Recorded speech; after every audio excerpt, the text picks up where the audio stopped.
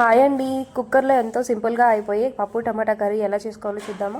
First ఒక glass కందిపప్పు తీసుకొని శుభ్రంగా కడుక్కొని దానిలో 2 ఉల్లిపాయ ముక్కలు, అలాగే 4 పచ్చిమిర్చి ముక్కలు, 5 టమాటాకాయ ముక్కలు, కొంచెం చింతపండు, 1 స్పూన్ కారం, కొద్దిగా పసుపు, అలాగే 2 స్పూన్ల ఉప్పు వేసుకొని ముక్కలు మునిగే వరకు వాటర్ వేసుకొని కుక్కర్ మూత పెట్టుకోవాలి. మూత పెట్టుకొని స్టవ్ వెలిగించి కుక్కర్ స్టవ్ మీద పెట్టి 3 విజిల్స్ వచ్చాక పప్పు దించుకోవాలి. తర్వాత పప్పులో ఉన్న వాటర్ని సపరేట్ చేసి టమాటా పప్పుని శుభ్రంగా మెదుపుకోవాలి. మెదుపుకున్నాక తాలింపు కోసం ఒక గిన్నె పెట్టుకొని అందులో వెల్లుల్లి, తాలింపు గింజలు, జీలకర్ర, ఎండుమిర్చి, కరివేపాకు వేసుకొని బాగా ఫ్రై చేసుకొని మెదిపి పెట్టుకున్న పప్పుని వేసేసుకోవడమే. అంతే, సింపుల్. టమాటా పప్పు చాలా ఈజీగా అయిపోయిద్దండి కుక్కర్లో.